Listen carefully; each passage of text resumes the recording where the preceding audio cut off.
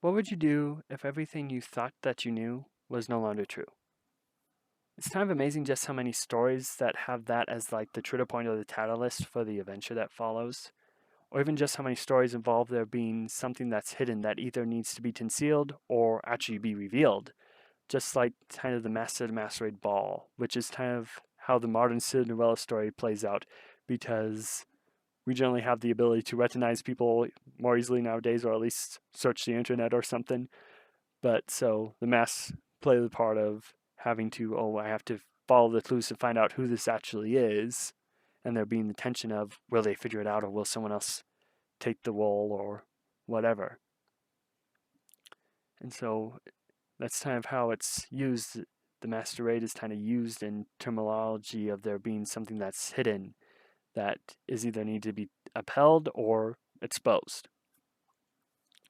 And this could be anything from a family member or a friend having a secret life as a superhero or supervillain, or an unknown family history related to myth and legend, like, oh, we're descended from elves or fairies or dragons, whatever. And there's even the age-old battle of good and evil being waged underneath our noses because it's actually in the sewers or in another dimension that's parallel and so forth. And we can even go further because there are certain events that can actually change, make our normal go away completely, like the end of a relationship or having to deal with grief and the mourning and the feelings and the memories of someone that is no longer there. Or we could just go like with the popular out of the post-apocalyptic genre, and that basically now we're dealing with, okay, the end of society as we know it, what's the same, what's different, and all that kind of stuff that just kind of results in a major event like that. All have the same point in that what someone thought was normal is no more.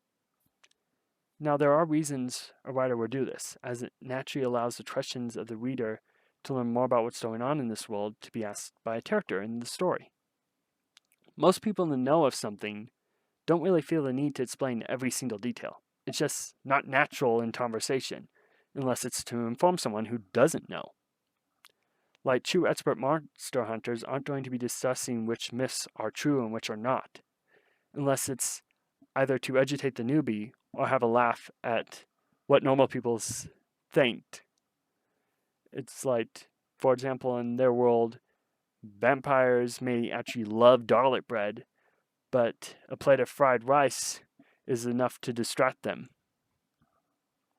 So it's like, we're the two monster hunters actually talking about it because, oh, we both know that. Or unless it's like to laugh at, oh, people think they can just protect themselves with garlic, but really what they should be doing is dating Chinese takeout. Yet this also lets us perform an interesting thought exercise in that it lets us question what we would do if suddenly the masquerade of normalcy we thought we had was shattered completely. I've talked in a previous video about how a lot of our comforts or advancements that we often take for granted are actually kind of fragile.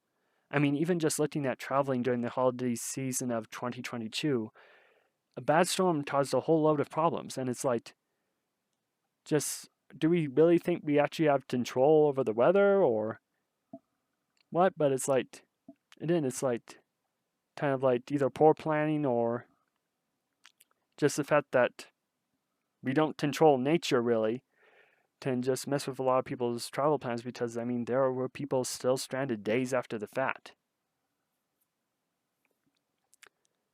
And that's not even digging into the fact that there are some people who do have secrets.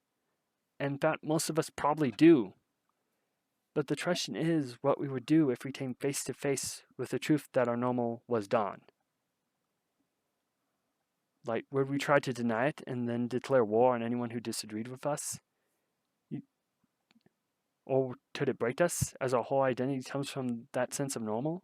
And we kind of see kind of where those two intersect when we have someone who is shown facts, but then is like, that can't be the case, and you're this, that, and the other thing, rather than actually being like, okay, but what about this part of it or this part of it?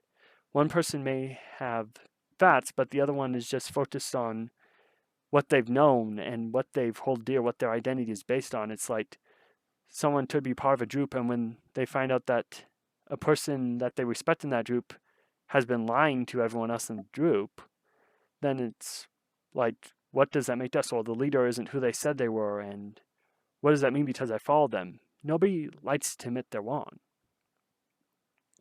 But what if we could accept it and then change accordingly? Because we do live in this time when there is so much information available to us. And of course, there are many people who have noble intentions that are able to put things out there as well. I mean, Samtals are pretty much just someone who's lying in order to get something from us. Kind of the prince from Nigeria or Saudi Arabia, whatever it is that people often mention and so forth.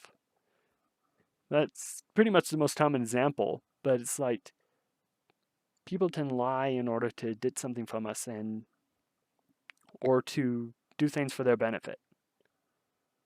And so that's made me come to the conclusion that, well, I should never believe everything I hear or read. I should consider the possibility of it being true, and then evaluate it like I would any theory, with experimentation and research, at least to the point where I feel I need to know. Because I really don't need to know everything. And while it does help to be able to find out things and know the process of research and experimentation and learning, I really just have to know my area, where I'm focused in, where I can be of influence and effective. And to be honest, there are some things I really don't want to know. But I think that part of maturity is being able to accept that we may have been wrong about things we once assumed to be true. And again, most people don't want to admit they've been wrong. They feel like it's a stain on their reputation, but it's like the person who actually knows when they've been wrong and admit it and actually changes is actually a really good person to have around, because it proves that they can evaluate things and have wisdom and experience and so forth, and actually have the integrity to be able to say, hey, I messed up, but I can do better. Because the next part of maturity, I think, is then acting based on what we've learned. It's not just keeping kind of the thing of, oh yeah, I was wrong, but it's also changing based on, hey, I'm going to be different now. Of course, these are just some of my thoughts about this topic, so why not share what you think about it in the comments below?